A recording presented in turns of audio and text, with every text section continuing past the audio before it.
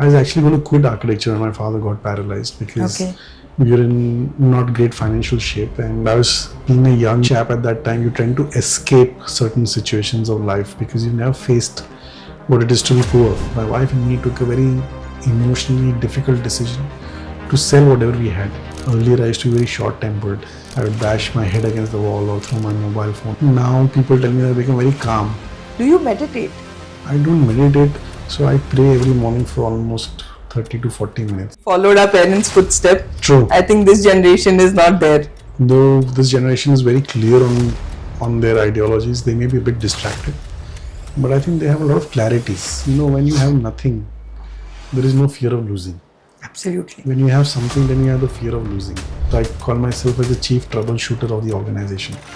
I don't design. There are people who look after all that. I just oversee that process a little bit. My wife tells me that you're pouring money like water in Dubai. I said, okay, one day we never know, the water will no fountain. Good evening, friends. Welcome to Connecting the Dots Season 2. Today I have with me architect Behzad Kharas, MD and founder of B&K Group. It's my honor and pleasure to introduce and talk to him, a very humble and down to earth person and a charismatic architect, today building organization and scaling it up with amazing collaborations. A lot of insight we can get speaking to him. So welcome Behzad sir, and looking forward to an interesting conversation. Thank you, Mona, and you can call me Behzad. You don't have to call me sir. And for the audience, I just want to tell you, my first interview was also with Mona. Yeah, that's almost 12 years ago. Yeah, 12, 13 years ago, yes. Okay, so let's begin from the beginning in your professional journey. Gee. Why architecture? My father was an architect, and that was one of the main inclinations of why I wanted to become an architect. In hindsight, now I'm cursing him. But my passion was definitely that. Okay. And obviously, I grew up seeing him, and that's why I chose to be somebody like him. Superb. So parents being role models is something that really starts the career and starts the journey, at least in our generation. But I told my son, please don't even pick up a ruler and don't even pick up a pencil. Sit across the screen and look at stocks and crypto. Okay, wonderful. That's a great advice to the next gen. Though my daughter, 19, she's doing BSc psychology. Absolutely tangent to what we did. We followed our parents' footstep. True. I think this generation is not there yet. I think I wouldn't say that. I think though this generation is very clear on their ideologies, they may be a bit distracted, but I think they have a lot of clarity, unlike what we had at our age. So I think that's a good sign. No, I think you had clarity on being architect also. नहीं तो art, commerce, science. These were the only three options and percentage driven. कुछ नहीं मिला तो arts, अगर अच्छा मिल गया तो science, और अगर in between हो तो commerce. True. So, True. so how long ago was that, and which college? So I joined Rizvi College in Bandra in 1997, graduated in 2002, and wonderful experience. I think some of the best moments of my life were in college. Did you meet your wife there? No, thankfully not. Okay. I'll still be pulling hair even today. Okay. So how many years did you work with other designers before you started B&K? Unfortunately or fortunately, not too much, Mona, because when I started my internship, it was 2002. Then I started working with Pronit Nath, and then I was doing signages in between. And my father got paralyzed. So I briefly, I think it must be not more than 15, 20 days where I worked with Hafiz sir, and my father got paralyzed. So I had no choice but to start on my own. Okay. Because no job would give me the flexibility to look after my father and also do something on the side in terms of earning, right? And that's how I started my own practice in 2005 from Nasik. Okay. And I think a lot of people still know this. I was actually going to quit architecture and my father got paralyzed because we were in not great financial shape, and I was being a young uh, chap at that time. You're trying to escape certain situations of life because you never faced what it is to be poor, right? So I decided to become an airline purser with Etihad Airways, and that's when somebody told me that the world belongs to the brave, and that's how 2005 I did my friend's office for free, and in return he gave me one table space, and that's how I started my career in 2005. So, barter deal to Yes, begin a career. आज तक water ही चल रहा है उसके साथ. Yeah, but those relationships are memorable forever. Absolutely. Today, now he's diversified and become a Vastu guru. So all my offices, anything related to astrology, numerology, etc., is done by him. So Super. so I give him clients and he does my forecasting for free. Very nice. So 20 years already, 2 decades Yes. is So, where you are so coming to in this 2025. so 26 January will complete 20 years. Oh, wonderful. Yes. 26 Jan is also your birthday. Absolutely right, Mona. And you are a real patriot of India. Absolutely. My dream is to celebrate my birthday in Delhi at the Republic Day parade. Every year since I was a child. And you ask my wife also to do that. She'll say that now Baba means small boy will open the TV and watch the parade. So when are you going there?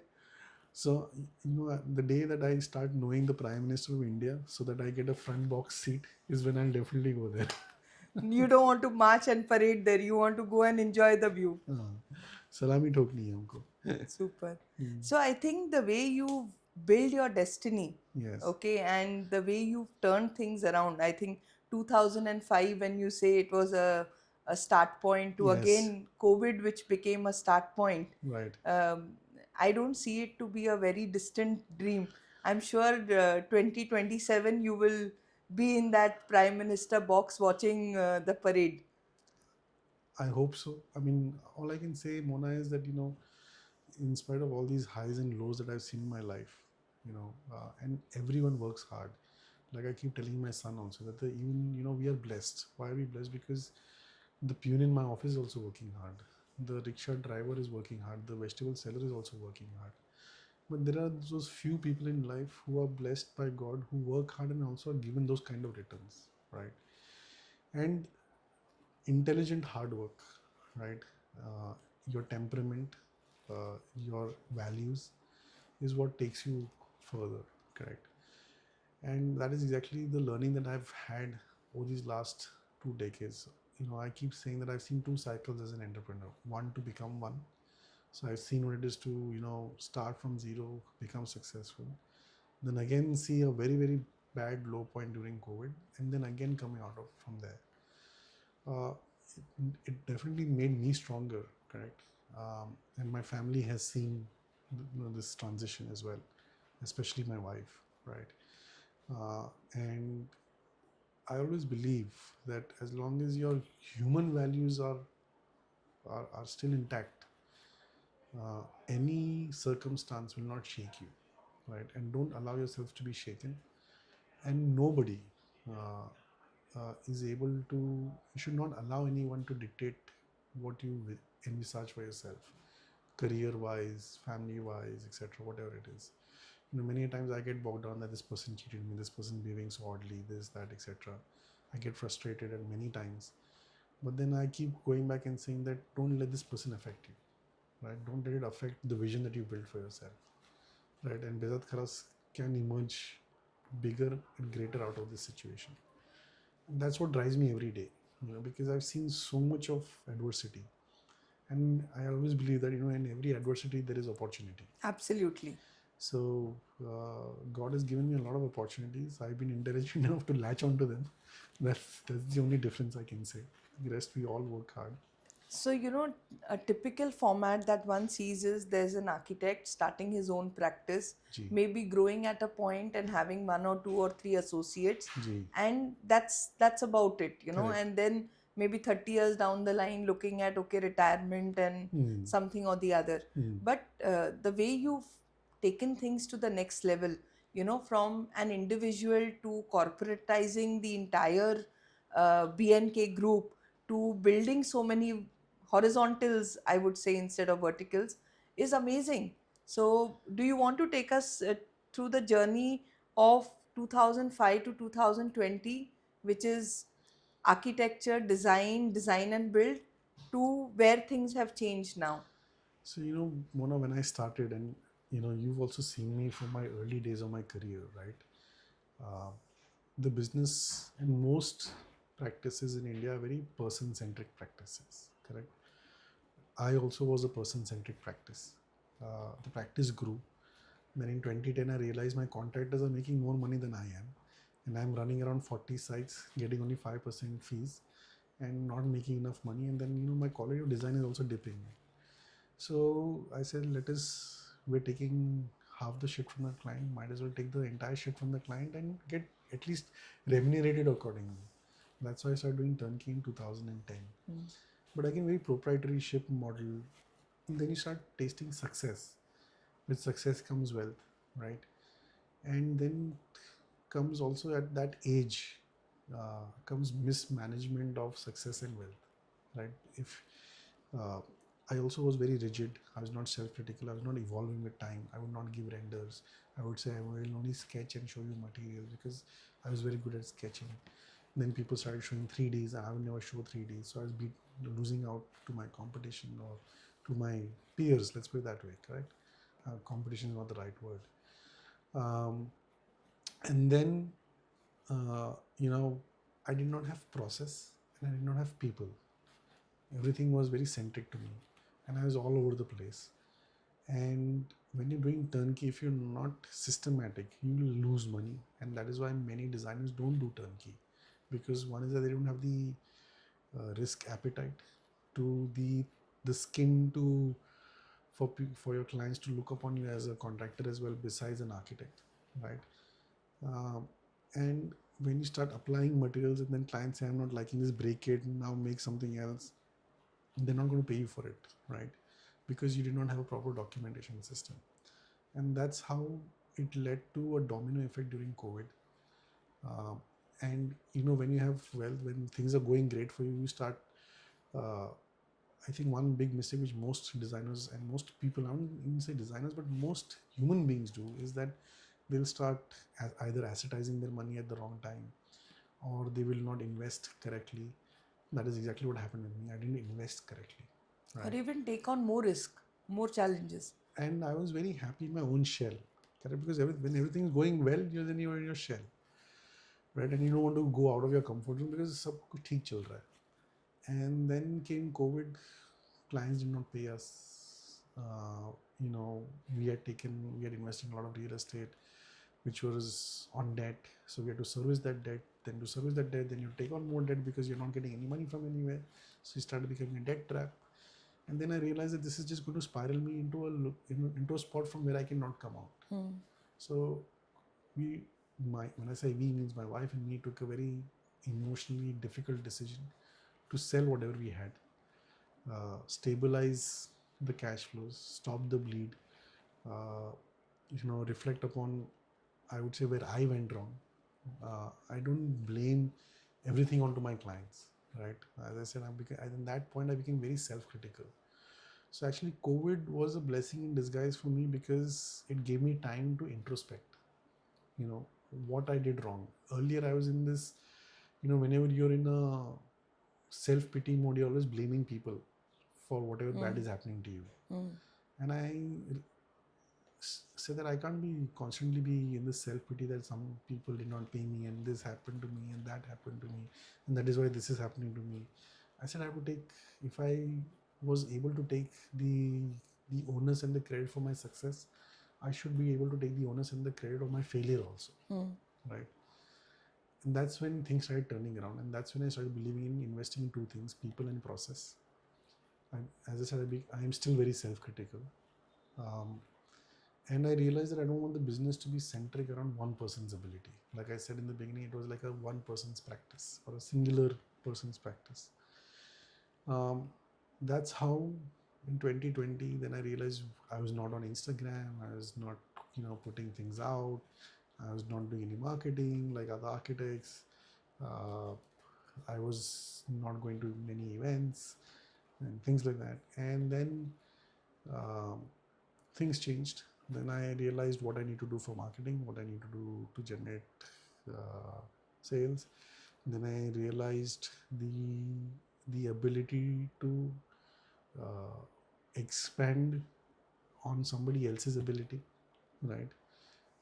And then God was kind enough to send in my partners in various forms who lead different verticals for us, right?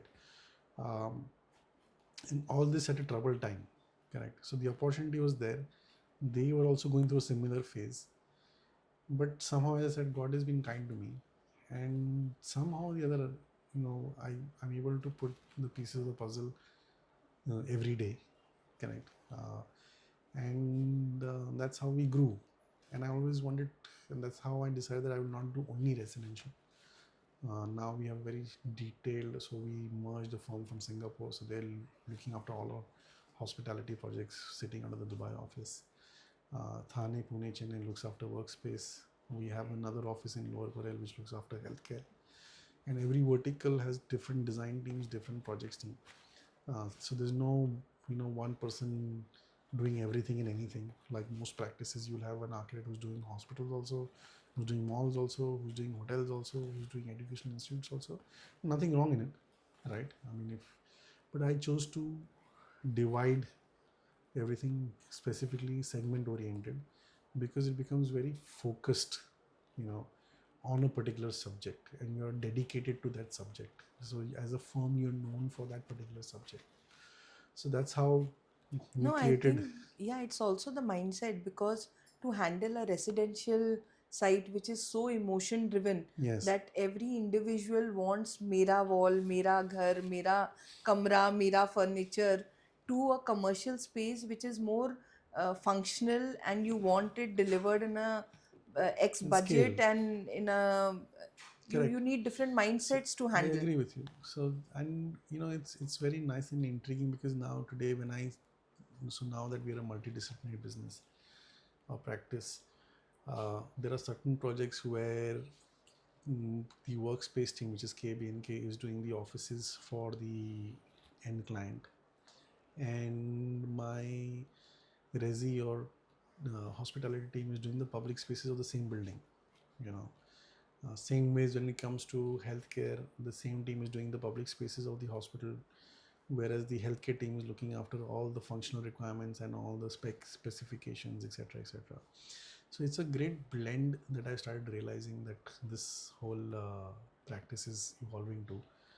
Um, and I know, and from what I'm told, right? I mean, I'm not somebody who keeps bragging about himself, but I'm told that this model is what is basically creating the value creation for brand BNK. And all my partners are value chain driven. They all participate in creating this value for BNK. No, Mm. I think you're keeping it very simple and humble, but interfacing all this and bringing them all on the same platform and agreeing to collaborate, I think is the bigger challenge that you are. Uh, I mean, as much as it is challenging for me, I'm sure it must be challenging for them as well because, end of the day, we all have our own mindsets. We've all operated our companies in a certain fashion, in a certain way of functioning. So I try and as much as I can be away from their day-to-day operations so that there is no conflict of methodology of working, right? And also there's no one person greater than the other. I think that's what my partners also believe in, what I also believe in, and I believe in giving freedom. So even when it was with my current team, which I look after, I try to build as much freedom and flexibility as I can, right? Sometimes, like the headmaster of school, sometimes I have to crack the whip, right? But I think 9 out of 10 times I don't have to, right? So handling diversity is something which I'm also learning along the way. Different mindsets, bringing people on board, adjusting to everyone. Uh, coming out of the proprietorship model where me myself kind of a model where you're the Hmm. boss and whatever you say is the final word. Now you have to take opinions of people before you do something, right? So yes, I think I'm slowly changing. I've changed, but I'm also still changing. There are many things which I need to change about myself as well. But I think end of the day, everybody believes that this is a part and parcel of the growth process. We are growing um, in terms of size, in terms of revenue, um, and definitely we must be doing something right. We've grown without debt. We're a debt-free company, as I told you, and to par debt and also grow the company at the same time is something miraculously done. Uh, Even sometimes I wonder how I did it, right? So as I said, God has been kind to me, you know, and I think these are the moments in life where you also start becoming more spiritual, right? I'm not saying religious, but spiritual, right? And these are life's learnings, right? And what you learn every day is a different experience. So today I don't get affected so much from any adverse situation, because today the only thing that I do, so I call myself as the chief troubleshooter of the organization. I don't design. uh, there are people who look after all that. I just oversee that process a little bit.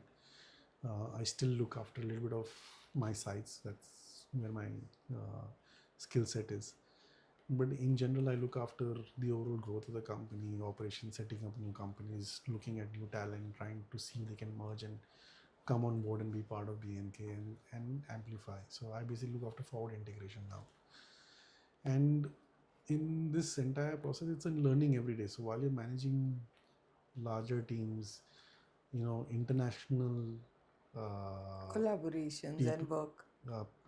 they're not even actually collaborating. They all, some of them are employees, some of them are partners, correct? So their way of functioning, working, communication is so different than the way that we communicate as Indians. So there's a lot of communication gap which also knowingly or unknowingly starts happening. So it's a learning process. Uh, I burn money a lot every day, but I think my vision to where I want to be uh, keeps that hope alive. That I can achieve what I'm looking to do for.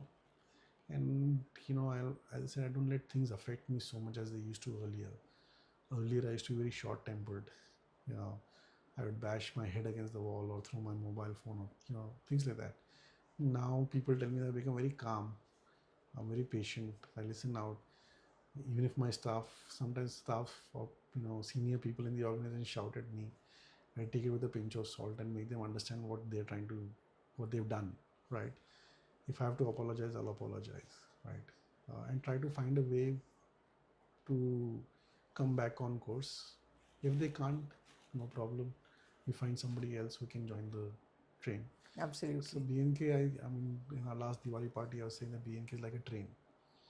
So it will stop at many stations. There are some people who will get off. There are some people who will get on. But the train keeps moving, right? And that is exactly what I'm doing right now. So there are people who are old people who left, new people who came in, new people are going, new set of people are coming in. So it's like, as I said, it's like a train. So this process is also a learning process for me as well. So No, I think it's a part and parcel, and new people coming in also bring in new energy. So of true, course, it's a lot of process to again train them, put them on the job, but still there are great correct. learnings and opportunities that Mm, come by. mm, But it's amazing to see, from a creative field that you entered into mm, to a numbers game to mm, corporatizing the entire mm, firm and making it beyond BNK the person to BNK the group mm. is absolutely phenomenal. And do you meditate? I don't meditate. Because I'm a big believer of Sai Baba and Ganpati, and obviously our own Zoroastrian prayers. So I pray every morning for almost 30 to 40 minutes because we have Okay. a statue. So I have to do Baba's Abhishek, I have to do Ganesh Arti. Then first I do my Zoroastrian prayers, then I do Baba's Arti, then I do Ganesh Arti. There is an Abhishek which happens because we have a statue at home as well, which has been since I was 8, 9 years old and it's been passed down. So I think that is something which, now my wife says that he's our hamare ghar ka pandit ji. So if I'm doing Satyanarayan Puja or this, so there are many things which I know now. Ki pandit ji aise nahi aise. Which aarti to do, when to do, what puja to do. Uh, I think more. I think it's not about these religious beliefs. Uh, Praying gives you hope. You know, and my grandfather used to tell me, prayers is like an umbrella. You know, so when it's raining, you will get few drops of water on you. You cannot avoid that. But the major chunk of water that was supposed to pour on you is avoided. And that is what my grandfather told me about prayers, as a very, uh, how would I say, metaphorical example. Very beautifully said. Yes. So that is your meditation time. That is your Absolutely. time to, in spite of the almost 17, 18 hours of work that you So put like in. today morning itself, I woke up at 6:30.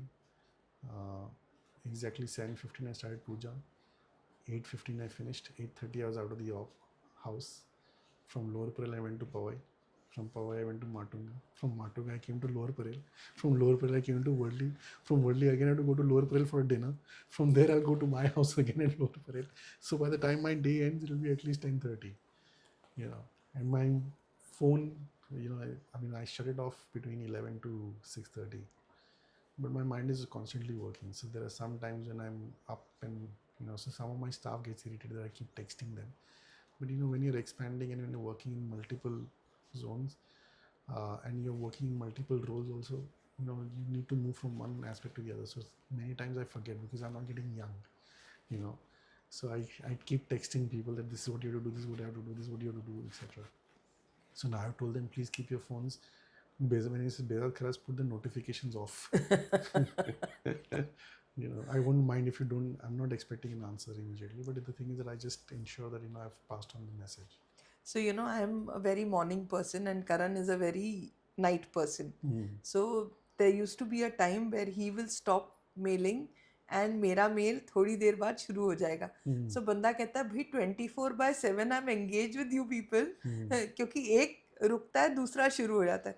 So, you don't need to respond then. It's just that our thinking happens best at those hours. True. Because between 11 to 7 is just action time. It's not thinking time. Correct. You're just reacting to whatever is Absolutely coming. right. So the acting time or the thinking time is only between the other time that no one else is disturbing. Or on the shit pot. No, thankfully 5 to 7 is the non-disturbance time. True.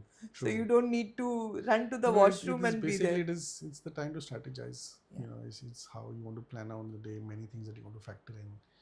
I have to keep my schedule little free because sometimes there is some situation at either an office or at a site for which I need to attend to. So I need to keep myself free also for that. So I kind of juggle between all of this as much as I can, and yet try to be as organized as I can. No, I simply love your journey, and I think this transition, of course, I'm sure you would be pushed to the wall to even take a step like this because till the time we are in a comfort zone, we will just push ourselves that little bit, thoda sa, till the time we are really pushed to the corner where we don't have an option. And rather going the negative side, taking the positive step So I and always say building this, is I think amazing. it's, when you have nothing, there is no fear of losing. Absolutely. When you have something, then you have the fear of losing. So every day I believe that I have nothing, so there's no fear of losing. Correct. And that's what keeps me driving. My wife tells me that you're pouring money like water in Dubai. I said, okay, one day the water will, you never know when this water will become a fountain. Or oil. I hope I hope the returns are that kind. But I mean, it is, if you believe that you want to do something in a particular in a particular area or a particular vertical or something that you want to do, then if you have the fear of, so there's going to be too much money, then Excel sheets don't come into play. If I had to go by an Excel sheet, I would have not expanded. Correct. So I go by my gut. The Excel, so I say, I tell my team that it's always good to have an Excel sheet because that's the pessimistic side of guidance, and then you have your gut, which is the optimistic side of guidance. So if you have a mix of both, then you know how to tread carefully so that you're not overspending, but at the same time you have belief that okay, this much so you have to spend to be there, otherwise you will not be able to, you know, deliver what your vision is for. So, luckily I have kind of a blend of both. No, I see that my whole perception of architects was egoistic people, professionals, so on. The moment you said that, okay, and typically if you see someone saying, I do design Hmm. and I don't do contracting, because Hmm. designer is very highly respected and contractor is the one who gets all the bashing. Hmm. So the moment you say, I do design and build, you've left your ego right there.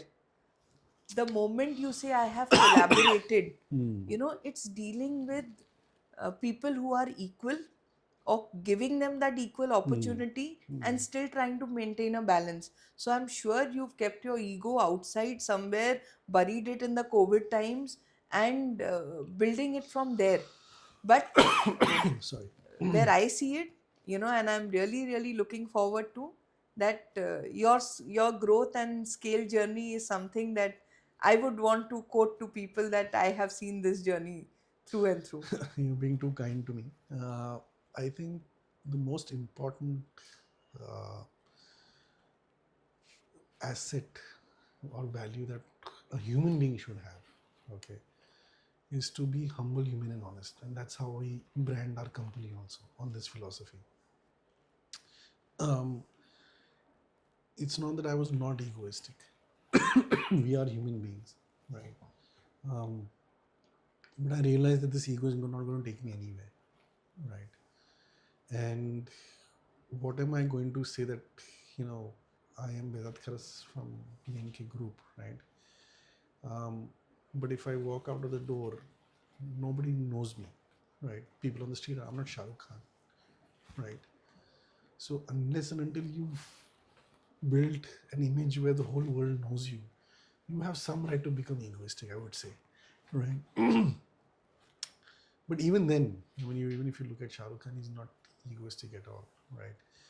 People, I mean, when you hear him out, uh, and there's so much to hear about him, uh, he's very practical, and I like what he says that आराम हराम है. जो लोग बोलते हैं कि मुझे 8 घंटा सोना है, 10 घंटे सोना है, मुझे छुट्टी पे जाना है, ये करना है, वो करना है, I feel very jealous about them, but that I'm not able to do that. But I'm very happy in what I'm doing, right? And that's exactly what I try to emulate. You know, is since the last 4 years, me and my family have not gone to. I mean, we've never been to Europe. Can you imagine that, right? When I see a lot of these designers going to Europe and America and London and God knows all these fancy places, and putting it on Instagram and eating in Michelin restaurants and flying business class and first class, I kind of scratch my head and wonder whether I'm doing something right or whether they've done something right. Um, but you see, it's about gestation. It's about the right time, Hmm. correct? And all these materialistic pleasures will probably kick in at the right point in time. Somebody gets it earlier in time, somebody gets it a little later in time. I think now we've kind of accepted it is something later in time for us. Let us create value. That's what I'm trying to do. I'm not creating wealth, I'm creating value. And once we achieve a certain value, is when we will create a certain amount of wealth for ourselves, correct? And you need to be patient. And my patience does get shaky at times. But then I again tell myself, come on, push it further, right? So I'm hopeful. Uh, with fingers crossed, 2026, we're planning something big. I hope it happens correctly with God's Oh, grace. my good wishes with you, and I'm sure it will happen. Thank you. So, like a quick fast forward, Marshalls being in our 50th year, we said one way to look at it is 50 years kya kiya, but another nicer way is to see अगले 50 साल क्या करना है. So Hmm. it's 50 forward for us. Amazing. So a fast forward with you. Your favorite architect or designer? Santiago Calatrava. Okay. Would you recommend kids to take up architecture today? Other than your own, which you told me no. The answer is no. And it's a globally known fact that the return on effort, ROE, in we're the poorest profession in the world. You know, Wow. Respected but poorest. true. Okay. Do you reject clients Yes. and why? Two things.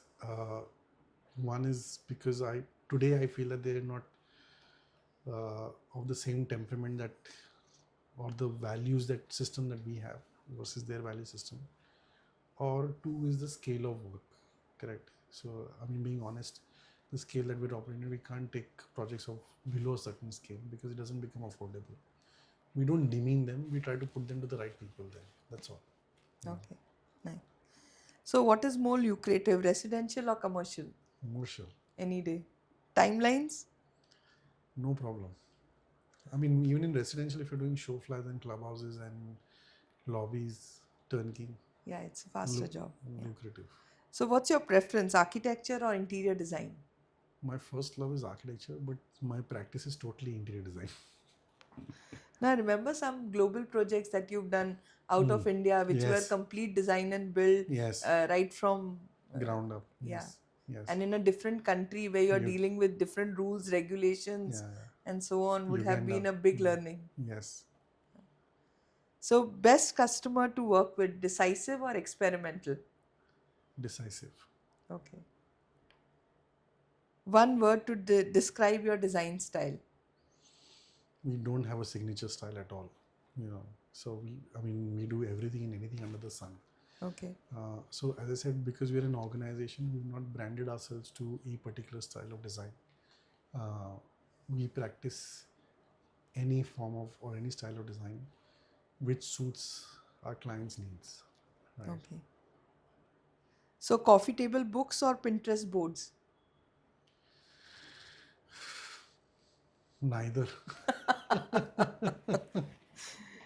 What's your guilty pleasure in design? Guilty pleasure in design. Now that's a tough one. Um, Sketching. I mean, for me, it's always my first love is to sketch. So, do you still enjoy sketching even if it's out So, of context? so my my Pune is my first employee, so he's with me since the last now 17 years. So he knows that he needs Behzad sir needs tracing. So I'm on a call, I'm doodling, you know, because I'm getting bored talking to him. So I start sketching. So, you always have a So writing now pad. many clients know that when Behzad starts sketching, means you're boring him. Good, I didn't keep a paper and pen around. Okay. So, what is your go to tool or software for designing? Earlier it was AutoCAD. Now we've shifted to some other CAD. I don't know which CAD. So I think the IT team handles that, but I think everybody's using that majority. Yeah. Okay. Craziest thing you ever Googled to find for a client? Um, Trying to explain to him why he should not have two WCs in one bathroom. And where do you think AI is taking creativity and design? I think you see the plus point. In fact, just yesterday I was telling my HR that we need to find somebody to drive AI into our design to make it a faster process. Okay, if you use AI as a tool rather than a skill, uh, then you're okay with, right? But if you start depending on it as your skill set, then you're getting handicapped. Uh, but yes, if your work becomes for us to decipher on our MOM, so we're trying to create our own application where AI will create the MOM for us. So you put a recorder and AI will create the MOM. AI should be able to generate renders faster than waiting for 3 weeks. Correct. So you finish it in 3 minutes. Correct. AI should help you when you ask on your phone or on to a PC, please find X clients, X drawing, and it should just pop up, right? Otherwise, my half the time my team is wasting time finding the bloody drawing on the PC or on their iPads. So it's a necessary tool because it eases your day-to-day working, and that is where I believe that AI is a powerful tool, Okay. not a skill. Very nice. Very nice. And something that we have to all get used to Correct. as a part of what we do. Fantastic. So that's the Q&A that I wanted to take you through. Thank you. So fantastic. A great session with you. And I hope the next one happens, uh, doesn't wait for 12 years to happen, happens faster. Absolutely. And where I see Behzad risen to a next level and grown to the vision that you have for yourself. Thank you so much, Mona. Thank you for inviting me. It's always a pleasure to, come for you. Many people ask me, this question that why don't you come to our event and why don't you come here and why don't you do this and you go there and you don't come here and questions like these. And I today officially on camera I'm telling them that I go where my heart tells me because that person uh, loves and shows love and respect for who I am and not what I am, right? Most people want me to be part of events because of that so-called Behzad Kharas from BNK group, right? I like to be, I support people not only who have supported me in my growing years, but also who are good human beings, right? And for whom I have a lot of love and respect. So even though we may not be working as much as we may have been working earlier, right? My love and respect for Marshalls and for Mona has never died, Absolutely. It's a right? relationship that we build, which And will. that is, I think, that is the true sense of any business is to build relationships, Yes. correct? And that is exactly why I'm here. And for those of you who always ask me this question, this is your answer. You're not building relationships with me. Super. No, I'm very thankful and humbled by your response and wishing you the very best. Thank you, Mona. Thank Thank you you. so much.